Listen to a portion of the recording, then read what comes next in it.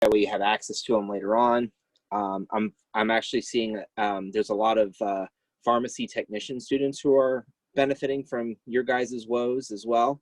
And actually, my background, I was a pharmacy technician when I was an undergrad, and I took the pharmacy tech test and all that stuff, and that's what a majority of this stuff is just these conversions and reading TID and BID and stuff like that. So anyways, I guess that did serve a purpose beyond getting me at a $1 an hour boost at the pharmacy I was working at.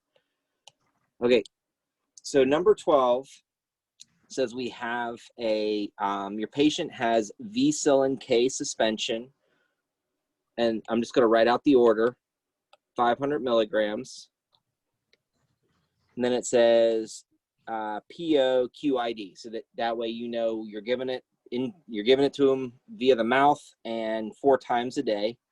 And it says how many milliliters will you give per dose? So question is how many milliliters per dose? And then your available or your stock, it says V-Silin K, penicillin V potassium for oral solution USP. Then it says 125 milligrams or 200,000 units per 5 ml. So we're going to use the milligrams per 5 ml. Now, you don't need to worry about anytime you see something in parentheses with where it says 200,000 units. Where that's important is if the order had been in units. A lot of times these medications will have alternative ways that they can be administered. So sometimes they'll say they'll give you a milligram amount and a microgram amount, and they're usually the same amount. It's just the conversion. And then so you just need to know when you're looking at the label to kind of disseminate that information. So when you're doing this, there's 2 ways that you can set this up. I mean, there's more than 2 ways, but the 2 common ways are doing dimensional analysis, which I know some of you hate. And there is the ordered over half times your quantity. And I'll show you both ways. So the way I would do this from the standpoint of dimensional analysis is I'd start off with my ordered, 500 milligrams. Then I'd multiply by what I have available and what I want to get rid of. So I don't want milligrams, I want milliliters. My label tells me I have 125 milligrams per 5 ml. Then you just plug in 5 times 500. Can anyone tell me what that is off the top of their head? Or not off the top of their head, but with their calculator? 2,500. 2,500. And then 2,500 divided by 125? 20. 20? 20 milliliters.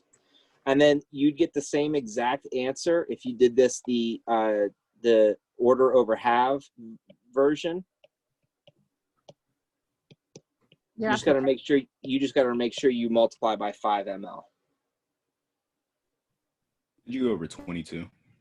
Absolutely. Are there any other questions on 12? Okay. Then you said 22.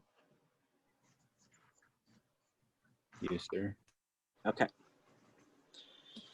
All right. Now, the other thing is make sure you're reading when it asks for per dose and when it asks for per day, because those are 2 things that you're going to see, especially for the first semester test, because they want to make sure that you can read a label and know how often that a particular medication is being administered.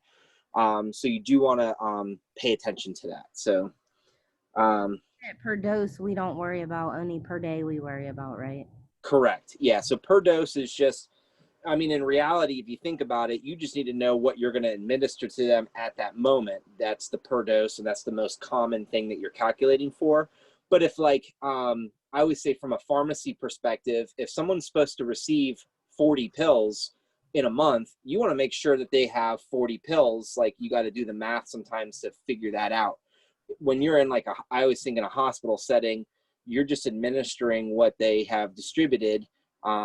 So some of this stuff just seems, kind of, why am I doing this? But you will get asked on your NCLEX and your ATI as you're seeing. So, All right, so 22 is another medication. I have a question about the per dose and per day. Yes.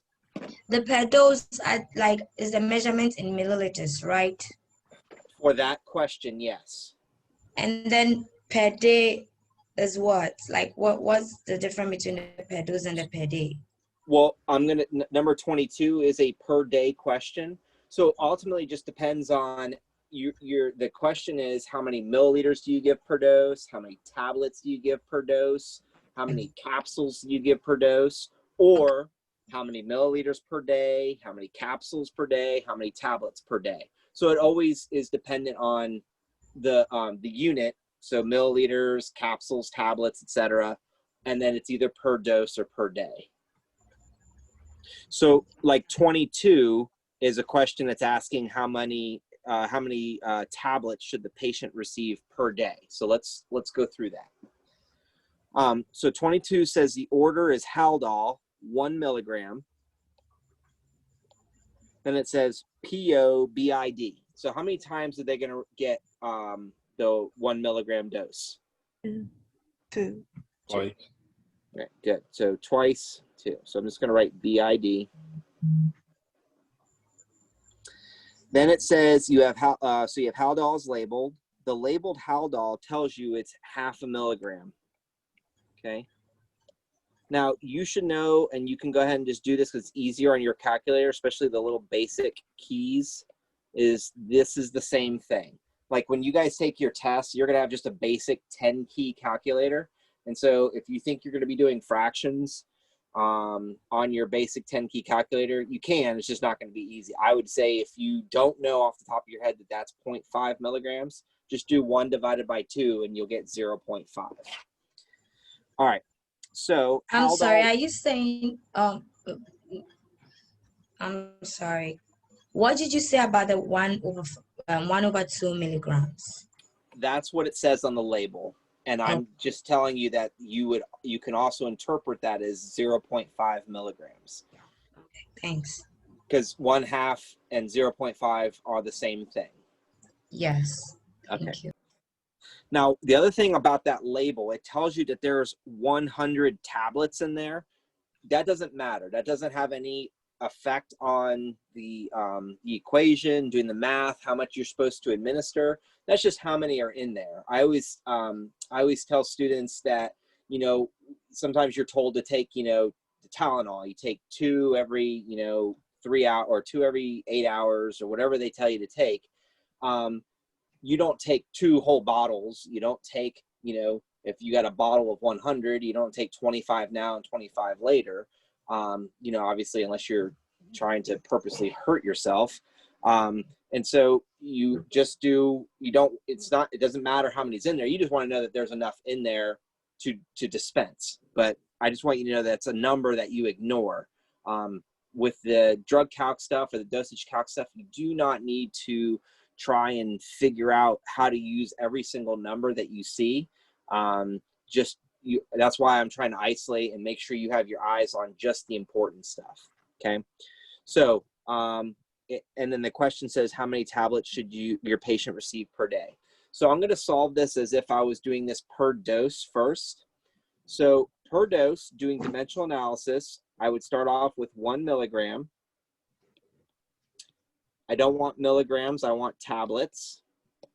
And each tablet has 0.5 milligrams. Now you could write 1/2 at the bottom there, but sometimes that makes you, I know it makes me upset sometimes. And I believe your answer here per dose would be 2 tablets. Okay, so this is 2 tablets per dose. If I'm doing this dimensional ordered over half, this is what it would look like. And again, 2 tab per dose. Yeah, I like the second way better. Okay. Yeah, that's fine. Yeah, no, I mean, this way works great for the majority of the stuff that you'll be doing in here. The fluid replacement, fluid volume replacement kind of works with this as long as you follow the formula. Later on, when you get into flow rate questions next semester, 3rd semester, 4th semester, It doesn't always work out easily. But whatever way you're doing it, if you're getting the right answers, keep doing it that way. There's no one right way to do these math problems. Okay. So the 2 tabs per dose, and then how many doses? 2. So would you do 2 times 2? Yep. So times 2 would give you 4 tabs per dose.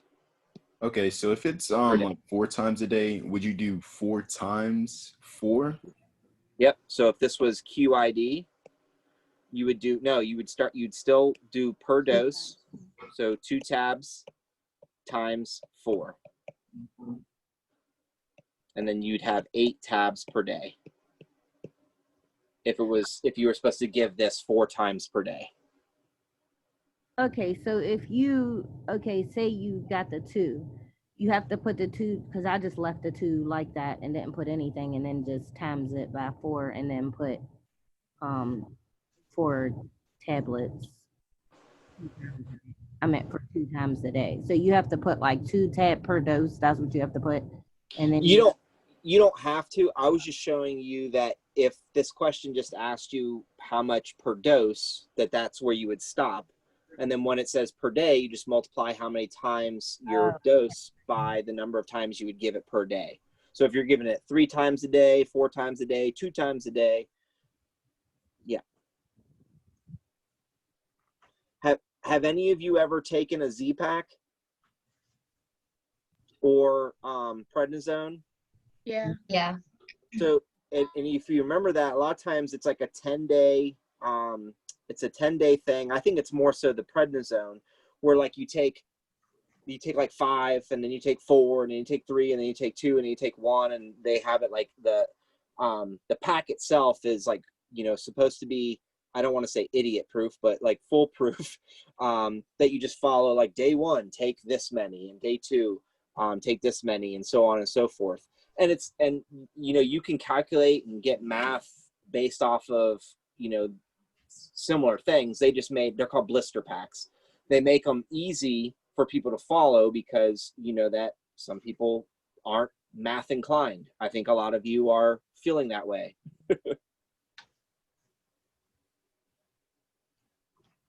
All right. Any Final questions? answer is going. So the final answer is going to be 4 tab per day, not 2 tab per dose. Correct. Yeah. If it asked you per dose, then it would be 2 tab per dose. If it asks you per day, because you're giving 2 doses per day, 2 times 2 is 4. Okay. Yeah. So your answer for this question is that. And then Tova, I saw you asked about the questions. If you email me, I will forward you the link where you can download all these questions. So my email is Ali just sent it. Oh, okay, thank you. Then I can just ignore my. Yep, you're welcome. I have a question, Dr. Rath. Yeah. As far as I know, the first 5 questions on our exam would be about like basic conversion, right? Correct. Okay. So you said the last session, you said do not round basic conversion. Correct. So, yeah, regarding to that, I have a question. How do you convert like 200 milliliters to ounces? Okay, that's a good question. So let's go Thank ahead you. and do that. So I think you said 200 milliliters and convert that to ounces. Yeah, right. Okay. All right. So if I'm doing this, again, you can do your order over half setup with this as well. Does anyone remember how many milliliters are there in an ounce? 30 30. 30. Good. So I'm going to just write that off to the side that 30 milliliters equals 1 ounce. Okay. And then just for a useful tip for you guys, 1.5 ounces is equal to a shot. And so that's equal to 45 milliliters. Sorry, it's supposed to be 45. So anytime you can relate this to alcohol, sometimes it's helpful. Okay, so 200 milliliters. If I'm doing this the way that you guys seem to like to do the order over half, I'm going to put what milliliters I have, which is the 30 milliliters. Okay. And then, and that's going to equal, or that's times the 1 ounce, and that will equal your ounces. So what's 200 divided by 30?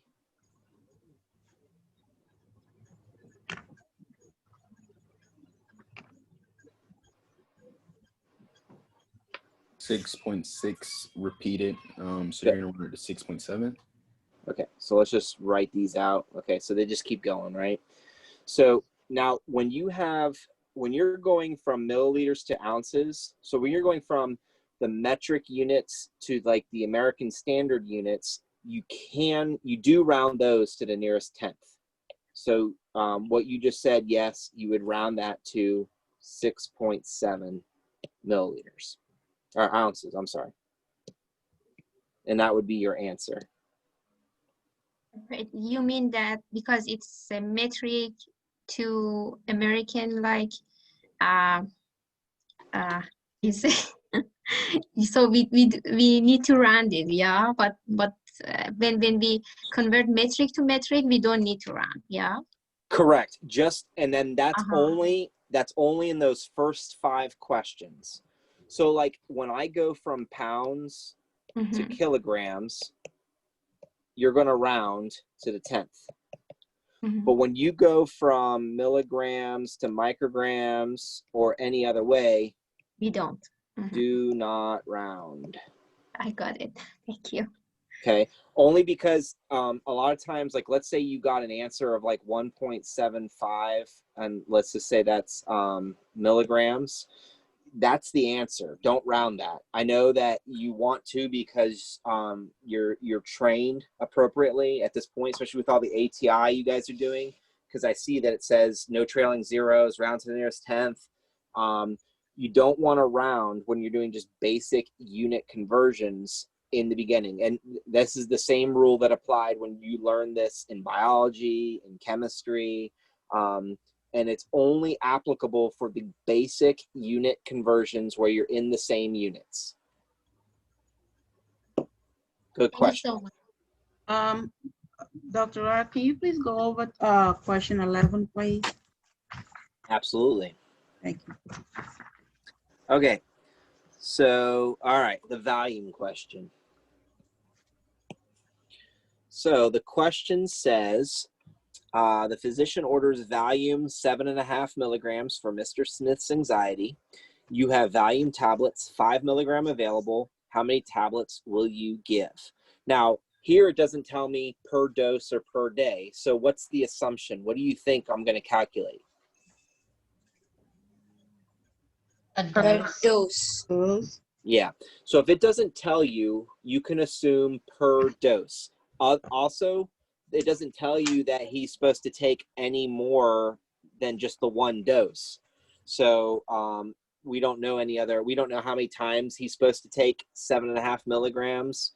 If it's just like 1 time or, 5 times a day, whatever the case, we don't know that. But if it doesn't ask you specifically per day, then they're looking for per dose, okay? So the order, I'm just going to write the order is 7.5 milligrams, and I'm just going to write it out as it is for right now. The available is 5 milligrams, okay, and these are tablets. Now, you can rewrite 7.5 as 7.5. Now, some of you guys like to do like, you want to do 7 times 2, which is 14 plus 1 is 15 over 2, and you want to do some crafty math with that. And if you're sitting there going like, what is he talking about? Then just ignore what I'm saying, because you don't have to do any of that stuff. Just most of the time, everything's going to be in whole or half. I've never once ever seen somebody say, okay, we're going to, the order for this patient is 7.375 milligrams of blah, blah, blah. That usually doesn't happen. Because first of all, you can have 0.375 milligrams, that's 375 micrograms, and that's usually how that would be administered. And then you'd have an appropriate medication that would be in that range.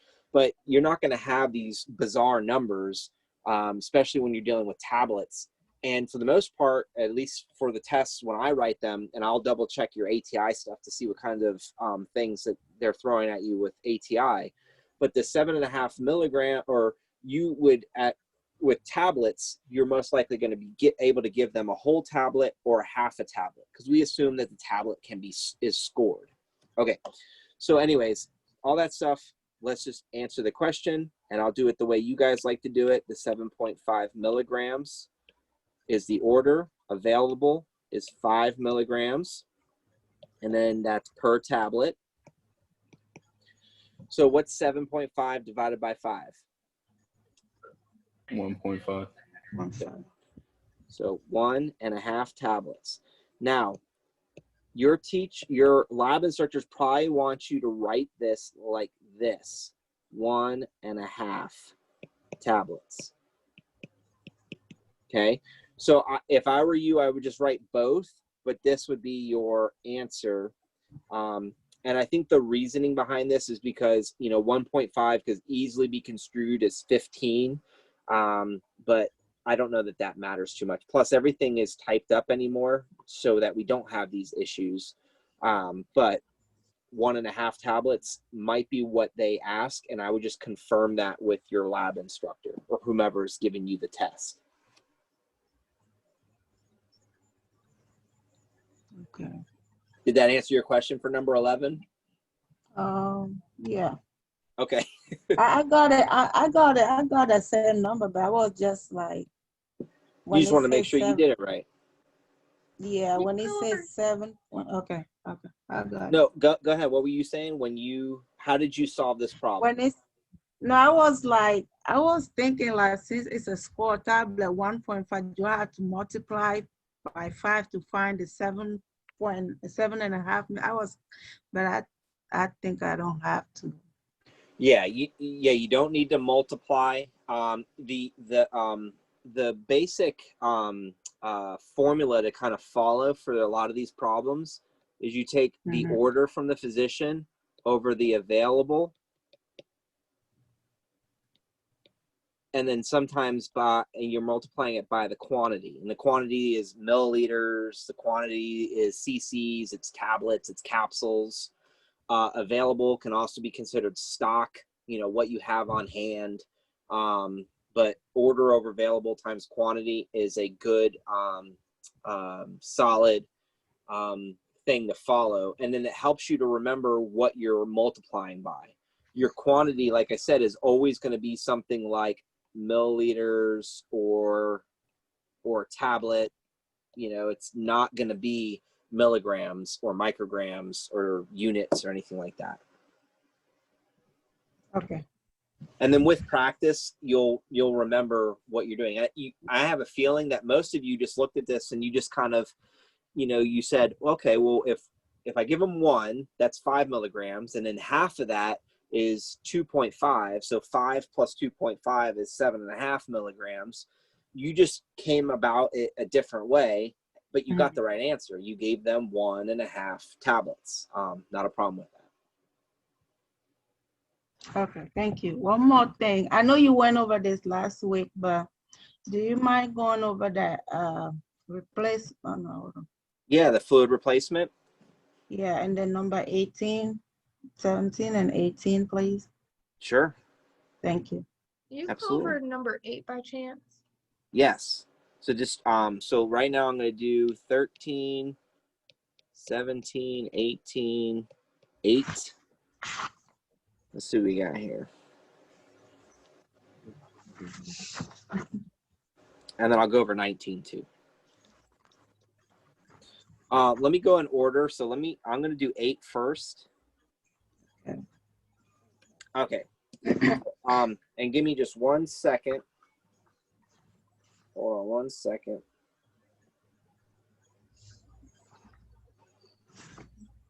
We only can get 2 of these wrong. You're going to do fine. Like I said, the thing that usually most people miss on these is not the math. You didn't mark a cup. You didn't mark your syringe. That's usually what gets goofed up. And even if you don't pass it the first time around, you get a remediation time and you can redo it. But honestly, most first semester students nail this. It's not a problem. You just got to keep practicing it.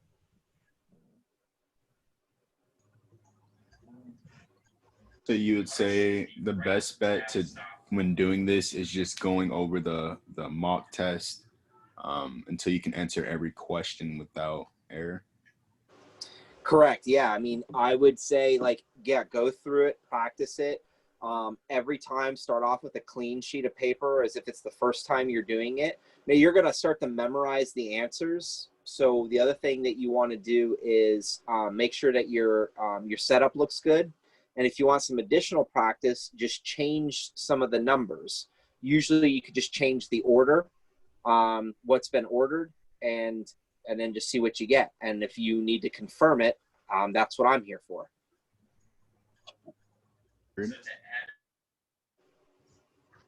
I think it's more so knowing you can't get like a certain amount wrong is the problem. It's just like, oh my goodness. It's just another thing. Like I said, this is, I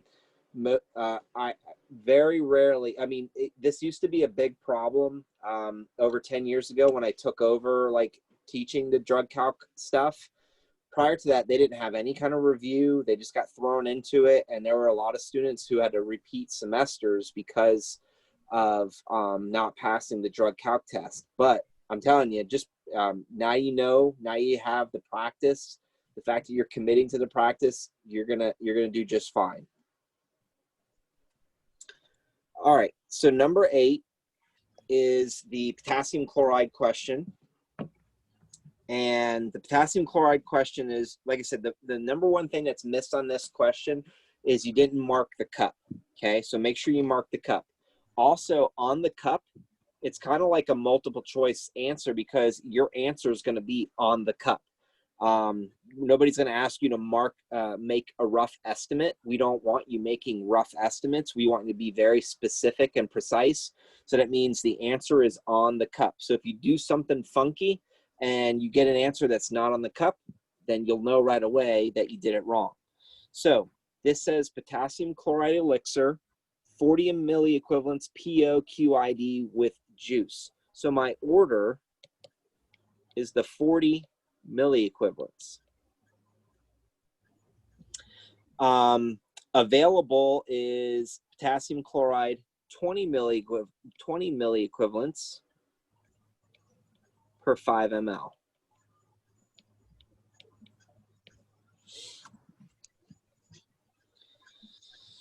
And I'm sorry, 15 ml. And then it says, how many milliliters will you give per dose? So question, milliliters per dose. So sometimes people get hung up on this question because they're trying to figure out what a milliequivalent is. So I have an answer to that. Well, let's just get rid of milliequivalents. When I do order over available, I immediately get rid of milliequivalents as part of my equation, and all I need to worry about is the milliliters. So 40 over 20 is the same thing as 2 times 15 is 30 milliliters. Now, the other thing is, if you're sitting there trying to rationalize this, if 20 milliequivalents is 15 milliliters, then double that is going to be 30 milliliters. I think sometimes you can answer these questions, but it's like, is it that easy? And sometimes, yeah, it is that easy. How many ounces is 30 milliliters? 1 ounce. Yeah. How many tablespoons is 30 milliliters? Don't know. 1. Yep. It's right there on the cup, 2. So if you look at the cup, if you have that, I know that not all of you have the packet in front of you, but if you look at the cup, it tells you the equivalence right there. Oh, yeah, I see it. Yep.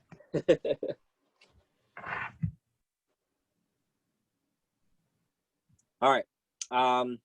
So that was number 8. Go ahead.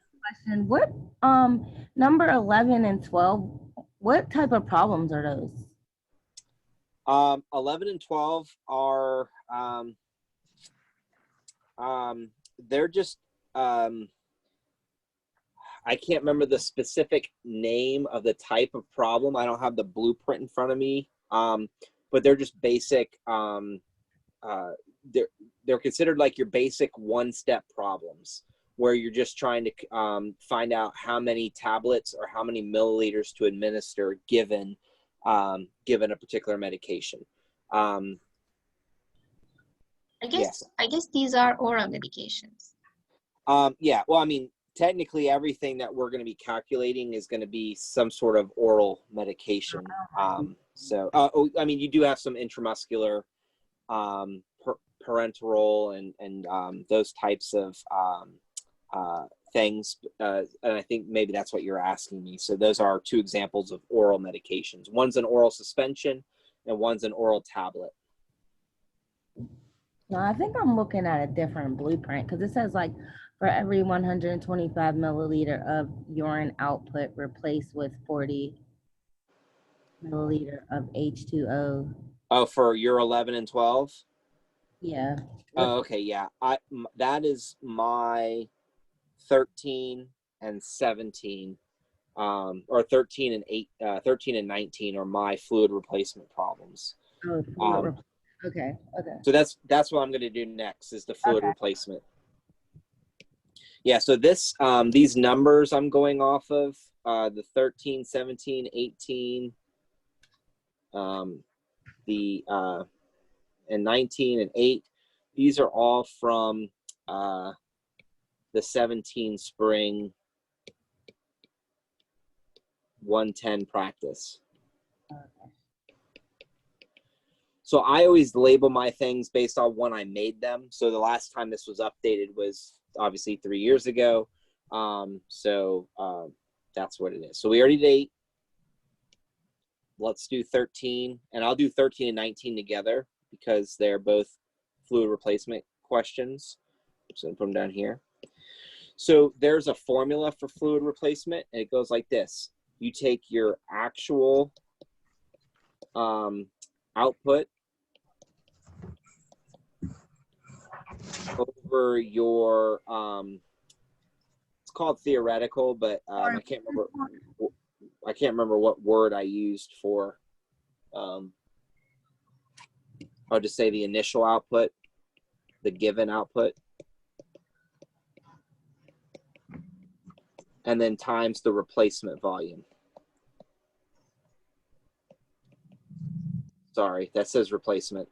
I'm running out of space here. So your actual output over your initial output times the replacement volume. If you do that every single time for these questions, you'll get the answer right every single time. So it says that for every 120 milliliters of urine output, you're going to replace with 30 milliliters of water. If the urine output for the last 3 hours was 200 milliliters, then the fluid replacement volume would be what? And so my actual output, what I actually collected in the urinal, 200 milliliters, over the initial output, which was the 120 milliliters, and then you just multiply it by the replacement volume, 30 milliliters. Okay, so the 200 is the actual output, the 120 is the initial output, and what I mean by that is it's the given output.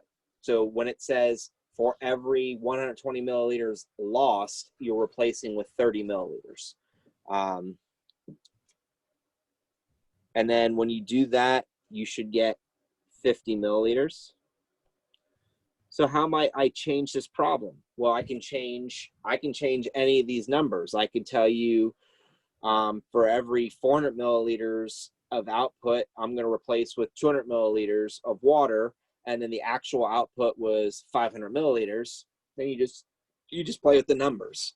You put in a different value depending on what it tells you, and that's exactly what I did when I made the test, and I'm sure that's exactly what happened when whomever took over and made their own version of the test.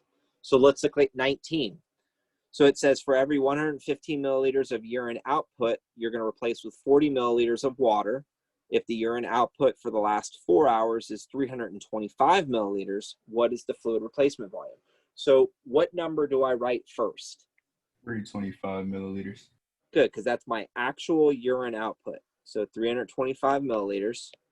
And what do I put that over? 115. 115 milliliters. And what do I multiply by? 40. You got it. Okay. Now, the thing that's a little bit weird about this is it's always, everything's in milliliters, but these are milliliters of urine, and these are milliliters of water. Okay. We're not going to confuse which one we're going to put into the PEG tubing, right? I hope not. Okay. And then your answer for that would One actually goes into the PEG tubing, please. What'd you say? You are saying you hope we are not going to be confused about which one goes into the PEG tubing. Is that what Correct. Yeah, you're not What going do to you put mean? you're not going to put urine in the PEG tubing, right? No. Okay, good. What Thank is you. the PEG tubing? Is it a feeding tube or something? Yes, it's a feeding tube. Yes. Feeding tube. Yeah, I think it Okay. stands for paraesophageal gastrotubing. Oh, Which, okay. yeah, so I think it's the same thing as the nasal tubing, and I imagine that this means that the person is unconscious. Yeah. Okay. Thank you. You're welcome. Any questions on the fluid replacement? That's really, Go ahead. I said that's really kind of easy. Yeah, no, I mean, like a lot of times, well, first of all, obviously I make it easy because I know how to do all this stuff, and I'm trying to work it through you. The challenge is a lot of times, like, you haven't seen this stuff before. Nobody's, I've never done anything with fluid replacement volumes prior to 2017 or 2016, I guess, when they kind of adopted the new blueprint. And it was just a matter of trying to figure out like how to set it up and how to disseminate the information to you guys, because I know that you haven't seen it. You haven't even gone through this yet. You probably haven't had either a cardiology or a urology like ward or floor or anything like that where you've like even seen this or even discussed this yet. So it's easier than it looks. The only reason it's difficult is just because you don't know what to do with it yet, and I'm going to show you. All right.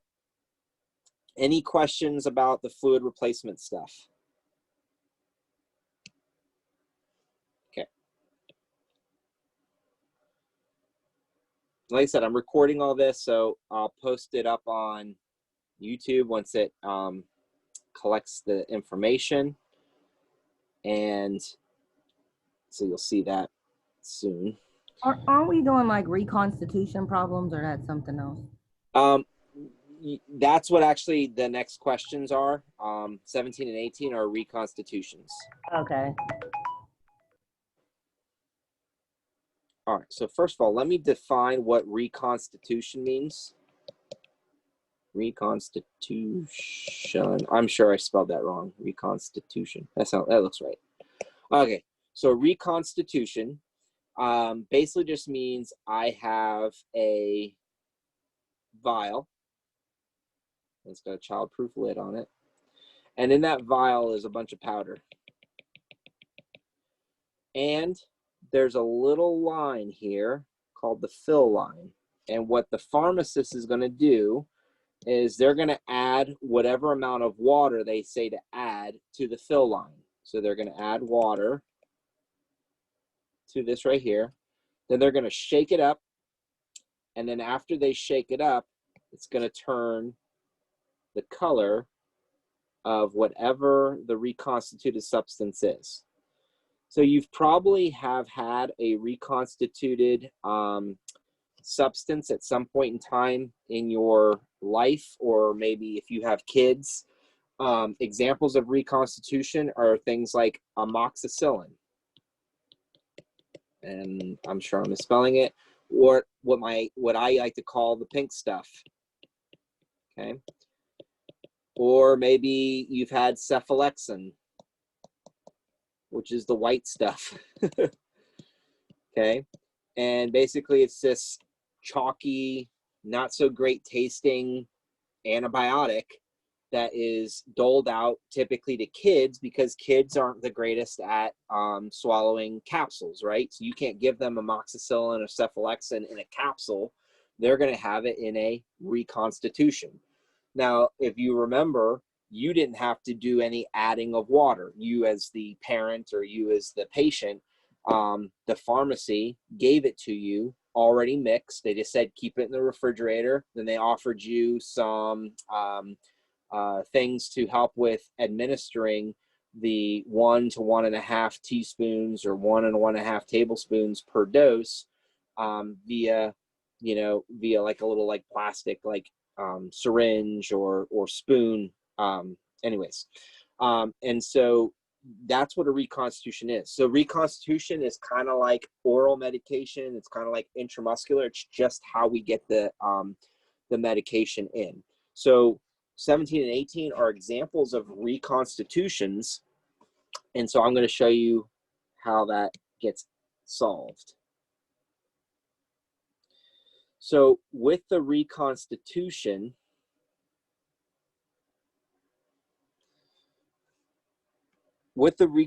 for like 17. So 17 says the order is unison, 1,750 milligrams IM. So this is actually an intramuscular reconstitution. So that means it's an injectable. So my order is 1,750 milligrams. And it says, using the information from the package insert below, determine how many milliliters of this antibiotic you would administer from the 3-gram vial. So it tells you to use the 3-gram vial. So then I look at the information on the 3-gram vial. 3-gram vial tells me a couple things. It tells me that the volume of diluent to be added is 6.4 milliliters. And it tells me that the withdrawal volume is 8 milliliters. Okay. Now, this number here, the 6.4 milliliters that's how much deionized water you're adding to fill to the line. In math purposes, and for these reconstitution questions, this is what you would see on the label, but we don't need to use that information to solve the equation. The only pieces of information I need are the 3 grams, the 1,750 milligrams, and the 8 milliliters. The 6.4 milliliters volume diluent added, that's just how much water I add to the 3-gram vial to get my total of 8 milliliters. All I care about is the total. Okay, so ignore anytime you see volume of diluent added, you ignore that. That's specifically for the pharmacy, or if you work in a setting where you're actually doing the mixing of the medications, that just tells you how much to do. And like I said, you don't even necessarily need to be able to measure out the 6.4 milliliters, because a lot of times they just tell you to add water till it fills the line, which equals the 6.4 milliliters, but the total would be 8 milliliters. So if I'm solving this question, I take my order over my half. So all I did was I converted 3 grams to 3,000 milligrams and then multiplied by my quantity, the 8 milliliters. When you do that, you get a total or an answer of 4.7 milliliters. Any questions on that one? If you wanted to make it to grams, would it be 1.75 or that's wrong? Yes. Okay. So like the alternative, like you said, 1.75 grams over 3 grams times 8. They just both need to be in the same units, and then it'll come up with the same answer.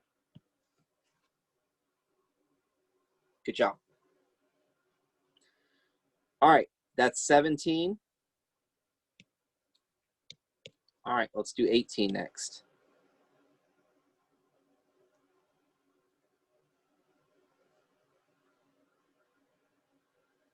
This eraser works so much better than my eraser on a whiteboard.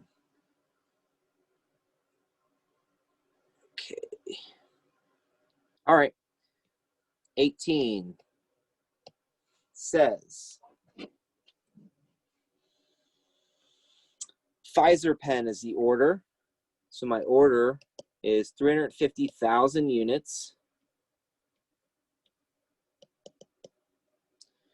And it says IM stat Q6H. So every 6 hours, how many times a day is every 6 hours? 4. Good, because 6 goes into 24 4 times. Perfect. So using the information below, choose the strongest concentration and determine how many milliliters you will administer to the patient. So do I care about the column that says milliliters diluent added? No. Nope. Ignore it. Ignore that column, because all that tells you is how much water was added in the pharmacy to get to the concentration listed on the right. And notice that whenever you see concentration, and that's the same word for reconstitution, it's typically going to be in some sort of units per milliliter, or sometimes it's like in the previous problem it was grams per milliliter. Okay, sometimes it's in milligrams per milliliter. These are the units, or the what you're looking for when you're looking for something that, when dealing with concentration or reconstitution, it's something per milliliter. Okay, so my available, which of those, so you have 3 strengths. You have 250,000 units per milliliter, 500,000 units per milliliter, or 1 million units per milliliter. Which one of those is the strongest concentration?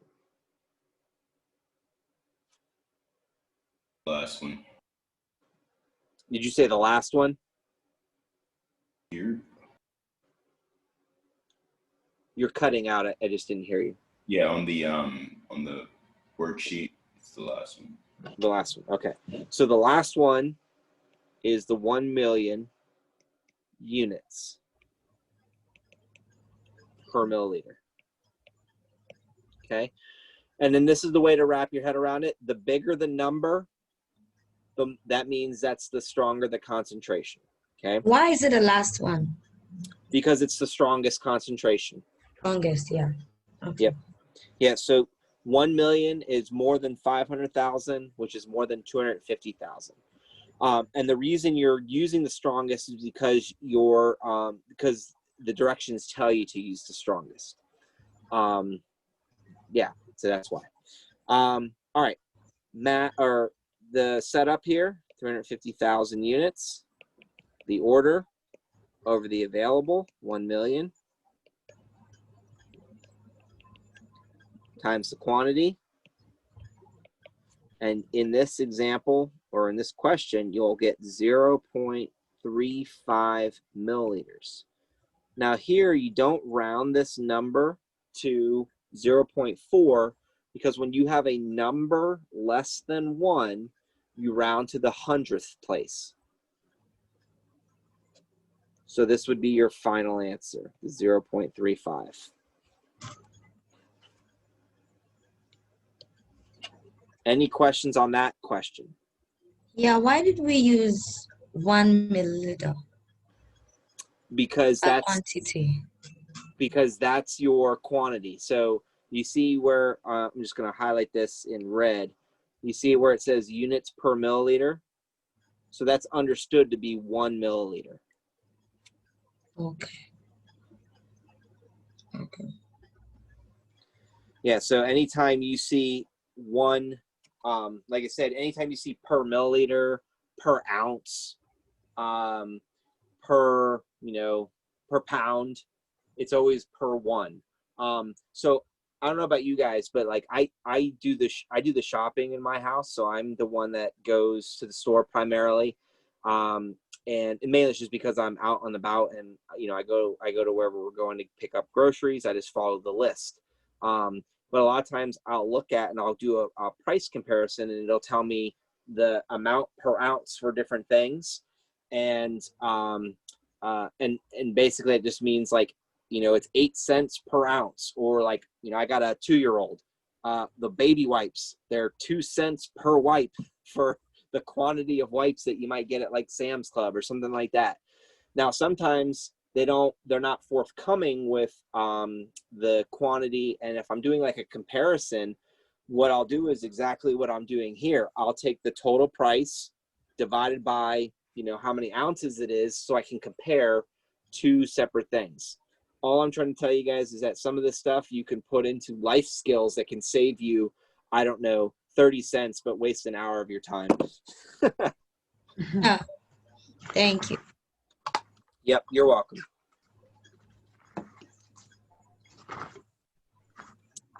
All right, so we covered all those questions. Are there any other questions? Yes, please. Question 14. You don't Okay. mind? No, I don't mind at all. Okay, so 14, with question 14 now, is this the question that's asking about the sliding scale?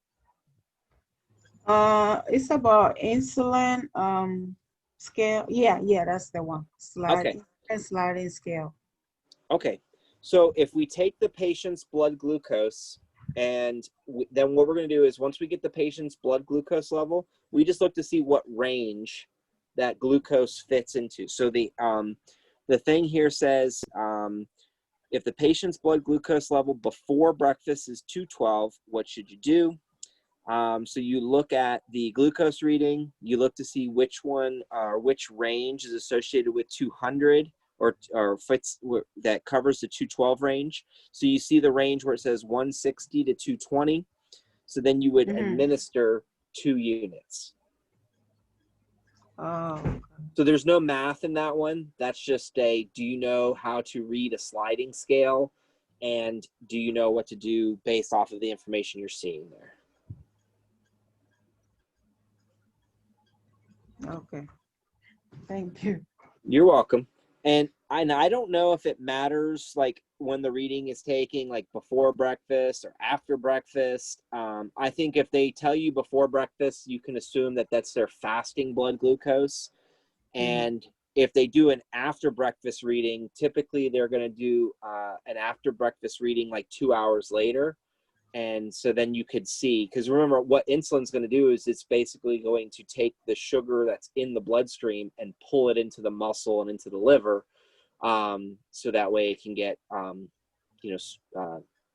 absorbed. So it's not sitting there like being toxic in the blood. So. Okay. And yeah, good question. Any other questions?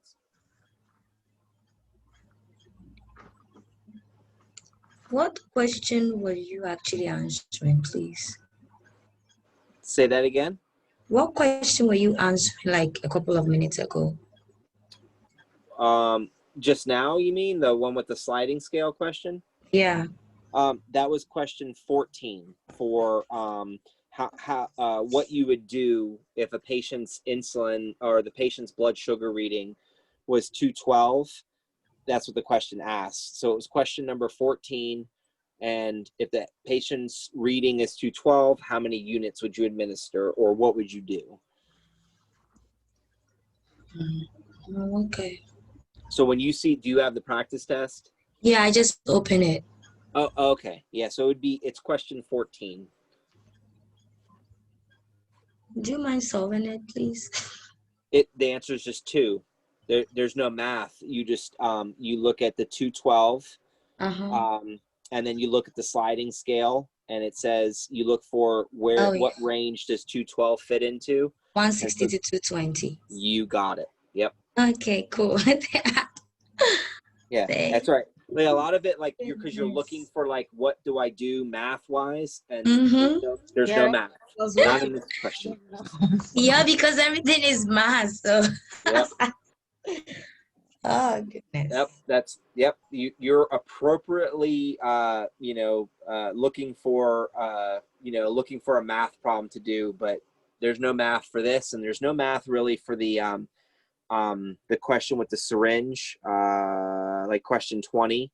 You're just marking the syringe. Okay. And the only math you're doing is adding the 2 insulins together to get to the total. Question 20.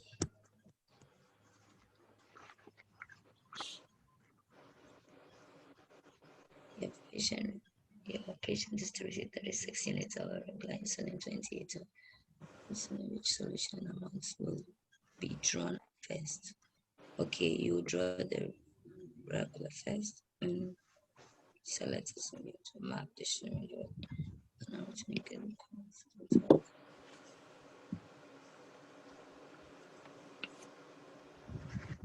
66.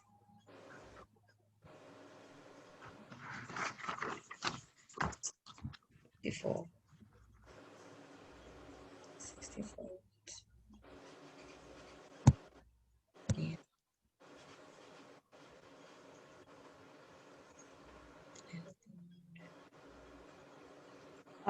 Excuse me. Thank you. You're welcome. Yes. So if I understand, the test is gonna be like the same format. It's just that the numbers might be different.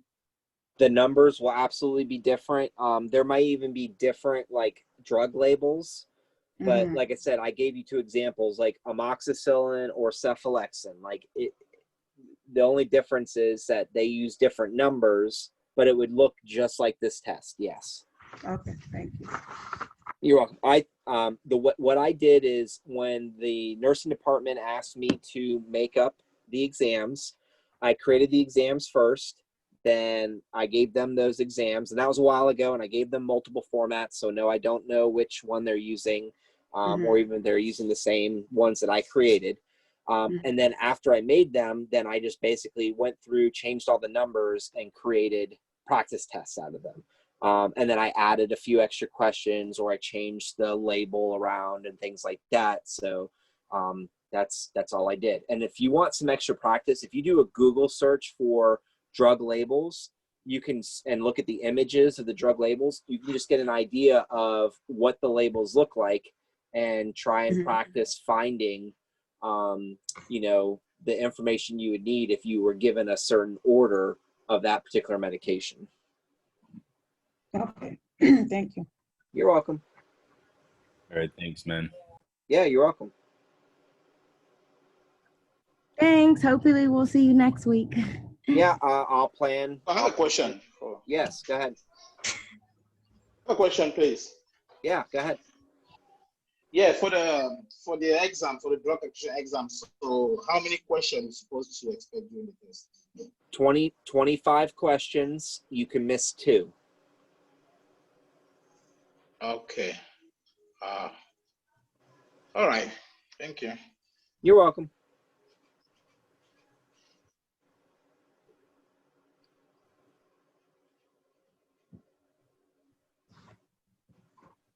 Thank you, Dr. Rack. See you next Yeah. week. You're welcome. And if you guys ever have questions, shoot me an email, but I'll plan to see you guys next week. All right, thank you. Bye-bye. You're welcome. See ya.